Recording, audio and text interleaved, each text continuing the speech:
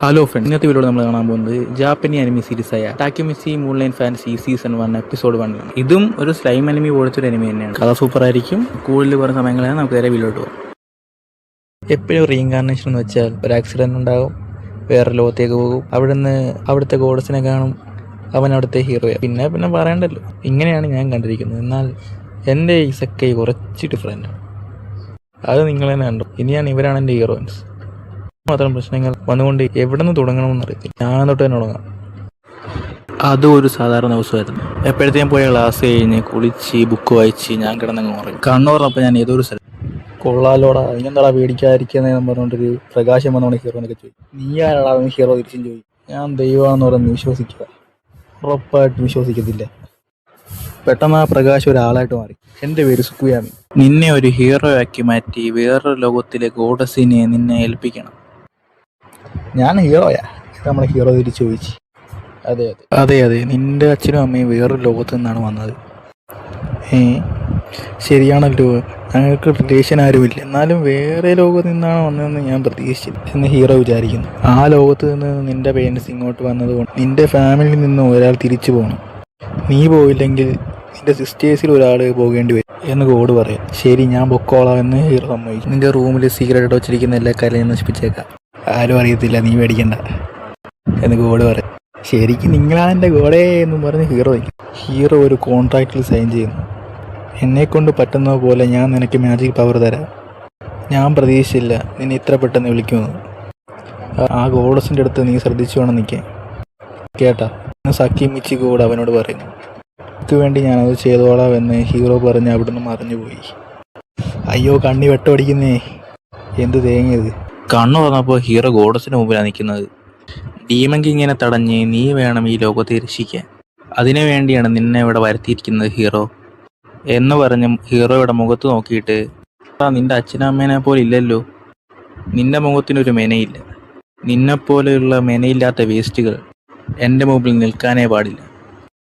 Shoe പോ എന്ന് goddess പറയുന്നു. നിങ്ങളല്ലേ എന്നെ ഇങ്ങോട്ട് വരുത്തിയത്, എന്നിട്ട് ഇങ്ങനെ പറഞ്ഞാലോ എന്ന് ഹീറോ ചോദിക്കുന്നു. ഇത്ര ധൈര്യം ഉണ്ടെങ്കിൽ നീ എനിക്ക് നേരെ ചോദ്യം ചോദിക്കും.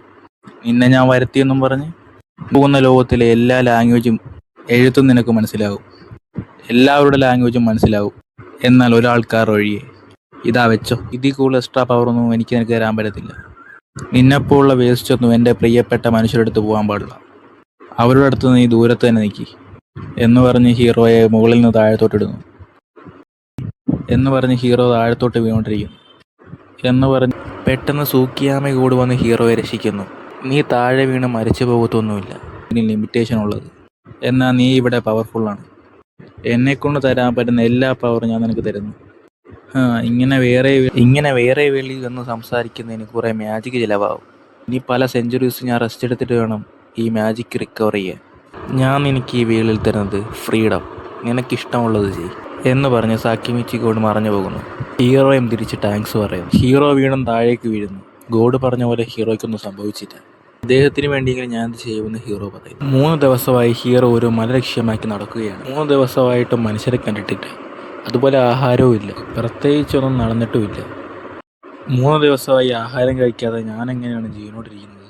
എൻ്റെ സ്റ്റാമിന അതുപോലെ തന്നെ ഉണ്ട് എന്ന് ഹീറോ വിചാരിക്കുന്നു. എല്ലാ ഹീറോസും ഇസക്കയെ വീട്ടിൽ വന്നു കഴിയുമ്പോൾ എന്തെങ്കിലും ഹീറോയ്ക്ക് ജോലി കിട്ടും, എനിക്ക് മാത്രം എന്താ ഒന്നും ഇതുവരെ ഇല്ലാത്തത് എന്ന് ഹീറോ ചിന്തിക്കുന്നു. എന്നൊരു പെണ്ണിൻ്റെ ശബ്ദം കേൾക്കുന്നു. അത് ഏത് വശത്തു നിന്നാണ് ശബ്ദം കിട്ടത്? അത് ഈ വശത്തു നിന്നാണ്, അത് ഉറപ്പായിട്ടൊരു പെണ്ണ് തന്നെയാണ് എന്ന് പറഞ്ഞ് ഹീറോ അങ്ങോട്ടേക്ക് ഓടിപ്പോയപ്പോൾ അവിടെ 2 തലയുള്ള ഒരു ഡോഗ്. കുറച്ച് നേരത്തെ ഞാൻ വന്നെന്നാ തോന്നുന്നു. അല്ല, ഇതെന്തൊരു പന്നിക്കുടി ഡ്രസ്സൊക്കെ ഇടണം നോക്കുന്നു എന്ന് ഹീറോ വിചാരിക്കുന്നു. ആ മോൺസ്റ്റർ ഹീറോ അറ്റാക്ക് ചെയ്തപ്പോൾ ഹീറോ സ്പീഡിൽ നിന്നൊക്കെ ഓടി മാറുന്നു. ഇവൻ എങ്ങനെ ഇത്രയും ഫാസ്റ്റ് എന്നാ മോൺസ്റ്റർ ചിന്തിക്കും. അതിൻ്റെ മുഖത്തൊരു ചവിട്ട് കൊടുക്കാമെന്നും പറഞ്ഞ് ഹീറോ പോയപ്പോൾ അതിൻ്റെ അകത്തുകൂടെ ഇപ്പുറത്ത് വരുന്നു ഹീറോ. ഇത് ഞാൻ പ്രതീക്ഷിച്ചില്ല എന്ന് ഹീറോ. ആ പന്നിക്കുട്ടി പേടിച്ച് പോകാൻ നോക്കുന്നു. ഹീറോ അങ്ങോട്ട് പോയിട്ട്, നിന്നെ രക്ഷിക്കാൻ വേണ്ടിയാണ് ഞാനിത് ചെയ്തത്, ഞാനൊരു നല്ലവനാണ്, അതേപോലെ സാധു, ഇതിൻ്റെ പേരാണ് ആ സാധു എന്നാ പന്നിക്കുട്ടി നോക്കുന്നു. എൻ്റെ പേര് മിസുമി മക്കട്ടോ, നിങ്ങൾ ഹെൽപ്പ് ചെയ്യാൻ വേണ്ടി വന്നിരിക്കുന്നതാണ്. ശരി എന്നാ പന്നിക്കുട്ടി വിശ്വസിക്കുന്നു. 3 ദിവസമായി ഞങ്ങളുടെ വഴിതെറ്റി പോയിട്ട്. ഹ്യൂമൻസുള്ള സ്ഥലത്തോട്ട് എങ്ങനെ പോകണം എന്ന് ഹീറോ ചോദിക്കുന്നു. വേൾഡിൻ്റെ അവസാനമുള്ളൊരു വേസ്റ്റ് ലാൻഡാണിത്, ഹ്യൂമൻസിനെ കാണാൻ കുറേ ദൂരം പോകണം, എന്നവൾ പറയും. ആ ഗോഡസപ്പം എന്നെ ശരിക്കും ഒരു വേസ്റ്റ് എന്ന് വിചാരിച്ച് ഒരു വേസ്റ്റ് ലാൻഡിലാണല്ലോ കൊണ്ടിട്ടത് എന്ന് ഹീറോ ടെൻഷനാവും. എൻ്റെ പേര് യമ, എന്നെ രക്ഷിച്ചതിന് നന്ദി എന്നവൾ പറയുന്നു. ഹേ യമ, നിന്റെ വില്ലേജ് അടുത്തുവല്ലോ ആയിരിക്കുമല്ലോ എന്ന് ഹീറോ ചോദിക്കുന്നു. ആ കാണുന്ന മൗണ്ടൻ നോക്കിയാണ് ഞാൻ പോകുന്നത്, എന്നെ ബലി കൊടുക്കും. നല്ല കാര്യം എന്നെ രക്ഷിച്ചത്. ഇത് കേട്ട ഹീറോ ഷോക്കാവുന്നു. ഷീനിൻ്റെ മിസ്സിരിക്കുന്നതുകൊണ്ട് ഞങ്ങളുടെ സ്ഥലത്ത് ക്രോപ്സ് ഒന്നും വളരുന്നില്ല. ഷീനിന് ഓഫറിംഗ് ആയിട്ട് എന്തെങ്കിലും കൊടുക്കണം, ഇത്തവണ അത് എൻ്റെ ടേൺ എന്ന് യമ പറയുന്നു. ഈ യമയുടെ സ്മെല്ല് കൊള്ളാം, അതുപോലെ ഹ്യൂമനെപ്പോലെ ഇൻ്റലിജൻസും ഉണ്ട്. ഇസക്കയിൽ ഫസ്റ്റ് രക്ഷിക്കുന്ന പെൺകുട്ടിയാണ് ഹീറോയിൻ. എന്നാൽ എൻ്റെ ലൈഫ് അങ്ങനെയല്ല എന്നും പറഞ്ഞ് ഹീറോ സങ്കടപ്പെടുന്നു. ഹ്യൂമൻസൊക്കെ ഭയങ്കരമാണെന്നല്ലോ കേട്ടിട്ടുള്ളത്, എന്നാൽ ഇവനെങ്ങനെ നമ്മുടെ ലാംഗ്വേജ് സംസാരിക്കുന്നു, അതുപോലെ സാധുവാണല്ലോ എന്ന് മറ്റുള്ളവർ പറയുന്നു. ഹേ ആ പ്ലേറ്റൊക്കെ എങ്ങനെയാണ് പറക്കുന്നത് എന്ന് ഹീറോ ചോദിക്കുന്നു. ഇതൊരു സാധാരണ മാജിക്കാണ്, എല്ലാവരും യൂസ് ചെയ്യും എന്ന് നമ്മൾ പറയും. പക്ഷേ എനിക്കിങ്ങനെ യൂസ് ചെയ്യാൻ അറിയത്തില്ല, നീ എനിക്കൊന്ന് പറഞ്ഞു തരാമോ എന്ന് ഹീറോ ചോദിക്കുന്നു. യമയും അത് സമ്മതിക്കുന്നു. ഫസ്റ്റ് നിനക്ക് ബേസിക് പറഞ്ഞുതരാം എന്ന് പറഞ്ഞിട്ട് യമ ഒരു മന്ത്രം പറഞ്ഞ് ഫയർ കൊണ്ടുവരുന്നു. ശരിയെന്ന് പറഞ്ഞ് നമ്മുടെ ഹീറോയും കം ഫോർത്ത് ഫയർ എന്ന് പറയുമ്പോൾ വലിയ സൈസ് ഫയർ വരും. ഇതെന്താ ഇത്രയും വലിയ സൈസ്? ശരി, നീ ഇനി അത് ഇമാജിൻ ചെയ്ത് റൗണ്ട് ബോളാക്കി മാറ്റി, എന്നിട്ട് അത് ടാർഗറ്റ് നോക്കി എറി എന്ന് യമ പറയുന്നു. അപ്പോൾ ശരി, ഇമാജിനേഷനാണല്ല എന്ന് പറഞ്ഞ് ഹീറോ അത് ചെയ്യുന്നു. അത് നല്ല പവർഫുള്ളായിരുന്നു. അല്ല, നിന്റെ ലെവൽ എത്രയാ എന്ന് യമ ചോദിക്കുന്നു. ലെവലാ, എനിക്കറിയത്തില്ല എന്ന് ഹീറോ പറയുന്നു. ഹീറോ പവർഫുൾ ആയതുകൊണ്ട് ഹീറോ ഒരു 200 അല്ലെങ്കിൽ 500 ലെവൽ കാണുമെന്ന് എല്ലാവരും വിചാരിക്കും. എന്നിട്ട് ഹീറോ ആ സ്ക്രോളിൽ തൊടും. ഹീറോയ്ക്ക് എത്ര ലെവലുണ്ടെന്ന് നോക്കുമ്പോൾ ലെവൽ 1. ഇതറിയുന്ന എല്ലാവരും ഡിസപ്പോയിൻമെൻ്റ് ആയി. അങ്ങനെ അടുത്ത ദിവസമായി നോക്കുമ്പോൾ ഹീറോ ലെറ്റർ എഴുതി വെച്ചിട്ട് എങ്ങോട്ടോ പോയിരിക്കുന്നു. നീ എനിക്ക് വേണ്ടി എന്തെല്ലാം ഹെൽപ്പ് ചെയ്തിരിക്കുന്നു, നീ പറഞ്ഞു തന്ന മാജിക്കിനും നീ തന്ന എക്യുപ്മെൻറ്റ്സിനും താങ്ക്സ്. എന്നെ സഹായിച്ചവരെ എനിക്ക് തിരിച്ച് സഹായിക്കണമെന്ന് ഞാൻ വിചാരിക്കുന്നു. അതുകൊണ്ട് മിസ്സിരിക്കുന്ന സ്ഥലത്ത് ഞാൻ പോയി നോക്കിക്കോളാം എന്ന് ഹീറോ പറഞ്ഞിട്ട് ഹീറോ പോയിരിക്കുന്നു.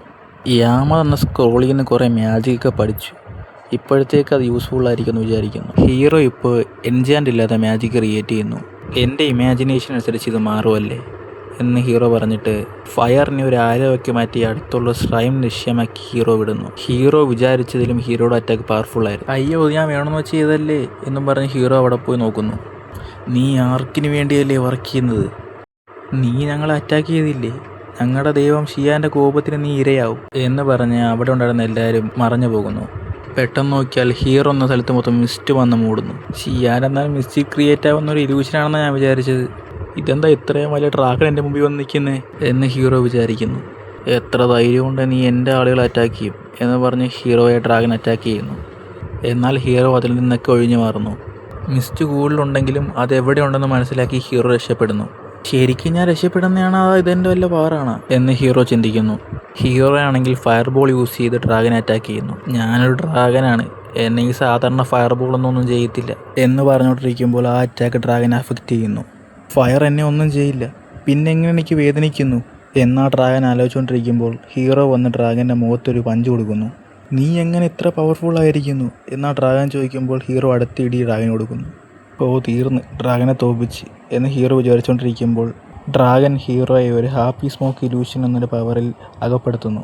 ഇതിനുള്ളിൽ പെട്ടാൽ ആരും പുറത്തു വരത്തില്ല എന്നാ ഡ്രാഗൻ പറയുന്നു. പിന്നെ കാണിക്കുന്നത് ഹീറോയെ ഒരു പെണ്ണ് വന്ന് വിളിക്കുന്നതാണ്. കസാകാവ പറ എന്താ എന്ന് ഹീറോ ചോദിക്കുന്നു. സൈഡ് പോണി ക്ലിഫ് കൊള്ളാമെന്ന് പറഞ്ഞ് പിന്നെ എപ്പോഴും ഇവള് സൈഡ് പോണി ക്ലിഫ് തന്നെയാണ് വെച്ചുകൊണ്ട് വരുന്നത്. മിസൂമി, എനിക്ക് നിന്നെ ഇഷ്ടമാണ്, എൻ്റെ കൂടെ ഡേറ്റിന് വരുന്നോ നീ എന്നവൾ ഹീറോയോട് ചോദിക്കുന്നു. ഇത് നീ തന്നെയാണോ ചോദിക്കുന്നത്? ഹീറോ ഷോക്കായി. ഇതൊന്നും നടക്കാൻ ചാൻസ് ഇല്ലെന്ന് ഹീറോയുടെ മനസ്സിൽ വിചാരിക്കുന്നു. എന്താ, നിനക്ക് എന്നെ ഇഷ്ടമല്ലേ? അങ്ങനെയൊന്നുമില്ല. അതെന്താണെന്നാൽ അതിങ്ങനെയാണ് നടന്നത്. അവൾ കരയുകയായിരുന്നു എന്ന് ഹീറോയുടെ മനസ്സിൽ മനസ്സിലാകുന്നു. ആ ഡ്രാഗൻ ഹീറോയുടെ മെമ്മറിയെല്ലാം നോക്കിയിട്ട് ഇവൻ വേറെ ലോകത്ത് നിന്നാണെന്ന് മനസ്സിലാക്കുന്നു. ഇതെന്ത് കാണാൻ കൊള്ളാല്ല, ഇതിനെപ്പറ്റി ആ ചെറുക്കൻ്റെ അടുക്ക് ഉറപ്പായിട്ടും ചോദിക്കണം എന്നാ ഡ്രാഗൻ വിചാരിക്കുന്നു. നല്ലതുപോലെ സംസാരിക്കുന്നതായിട്ട് ഇലൂഷൻ കണ്ടാലും സത്യം എന്താണെന്ന് ഹീറോ മനസ്സിലാക്കുന്നു. ഇത് സത്യമല്ല, ശരിക്കും നടന്ന എന്താണെന്ന് എനിക്ക് നല്ലതുപോലെ അറിയാം. ശരിക്കും നടന്ന എന്താണെന്നാൽ ഞാൻ അവളെ കരയിപ്പിച്ചു. അസാക്കാവ, നീ എന്നോട് ക്ഷമിക്കൂ എന്ന് ഹീറോ മനസ്സിൽ വിചാരിച്ചിട്ട് ആ ഇലൂഷനിൽ നിന്ന് പുറത്തു വരുന്നു. 2 മീറ്ററിനുള്ളിൽ എനിക്ക് മാജിക് സെൻസ് ചെയ്യാൻ സാധിക്കും, അത് വെച്ചാണ് ഞാൻ ആ ഡ്രാഗനെ കണ്ടുപിടിച്ചത് എന്ന് പറഞ്ഞ് ആ മാജിക്ക് പൊട്ടിച്ചുകൊണ്ട് ഹീറോ പുറത്തിറങ്ങുന്നു. ഇതിന് ചാൻസ് ഇല്ല, ആ ഡ്രാഗൺ ഷോക്കാവുന്നു. ശരി, ആ ഡ്രാഗനെ വീണ്ടും പിടിക്കാം എന്ന് ഹീറോ പോകാൻ പോകുമ്പോൾ അത് കമന്ന് കിടന്നിട്ട് ഇങ്ങനെയല്ലേ നായിക്കുട്ടിയെ കൊഞ്ചിരമെന്ന് നീ ആഗ്രഹിച്ചത്, എന്നെ അതുപോലെ ചെയ്യ് എന്നാ ഡ്രാഗൺ പറയുന്നു. നീ അങ്ങനെയാണെങ്കിൽ എൻ്റെ എല്ലാ മെമ്മറിയും കണ്ട. ഹീറോ ഷോക്കാവുന്നു. നിന്നെ മെമ്മറി കണ്ട നിറയെ കാര്യങ്ങളൊക്കെ പുതിയതായിരുന്നു, അതുപോലെ സൂപ്പറുമായിരുന്നു എന്നാ ഡ്രാഗൺ പറയുന്നു. അയ്യോ, നീ എന്തൊക്കെ കണ്ടുപോലെ എന്ന് ഹീറോ ചോദിക്കുന്നു. എല്ലാം ഞാൻ കണ്ടു, നമുക്കൊരു കോൺട്രാക്ട് ചെയ്താൽ എന്ത് പറയുന്നു എന്നാ ഡ്രാഗൺ ചോദിക്കുന്നു. എന്ത് കോൺട്രാക്റ്റാ എന്ന് ഹീറോ. നിന്റെ എല്ലാ സീക്രട്ടും ഞാൻ കണ്ടിട്ടുണ്ട്, നീ ഒന്നും മറക്കരുത് എന്ന് ഡ്രാഗൺ പറയുന്നു. ശരിയെന്ന് ഹീറോയും കോൺട്രാക്റ്റിന് സമ്മതിക്കുന്നു. കോൺട്രാക്റ്റ് ഇട്ട് കഴിഞ്ഞാൽ നമ്മൾ രണ്ടുപേരുടെ സ്ട്രെങ്ത് ഈക്വൽ ബാലൻസ് ഇരിക്കും, അതുപോലെ നമ്മുടെ പവേഴ്സ് നമുക്ക് ഷെയർ ചെയ്യാൻ സാധിക്കും എന്ന് പറഞ്ഞ് 50-50 കോൺട്രാക്റ്റ് ആ ഡ്രാഗൺ ഇട്ട് നോക്കുന്നു. എന്നാൽ ഹീറോ ഓഫ് പവർ ആയതുകൊണ്ട് അതവിടെ നടക്കുന്നില്ല. അതുകൊണ്ട് 80-20 ഇട്ട് നോക്കുന്നു. അത് ഓക്കെ ആകുന്നു. 80-20യിലാണ് ഈ കോൺട്രാക്റ്റ് ഓക്കെ ആയതുകൊണ്ട് ഞാൻ നിങ്ങൾക്ക് അടിമയായിരിക്കും. ഇനി ഈ ഇൻവിസിബിൾ ഡ്രാഗന് നിങ്ങളാണ് മാസ്റ്റർ എന്ന് പറഞ്ഞ ആ ഡ്രാഗൻ ഒരു പെണ്ണിൻ്റെ രൂപത്തിൽ മാറുന്നു. നിങ്ങൾക്ക് വേണ്ടി എന്ത് വർക്ക് വേണേലും ചെയ്യാം മാസ്റ്റർ, എന്നെ നിങ്ങൾ സമറ എന്ന് വിളിച്ചു എന്ന് പറയുന്നിടത്ത് ഈ എപ്പിസോഡ് അവസാനിക്കുന്നു.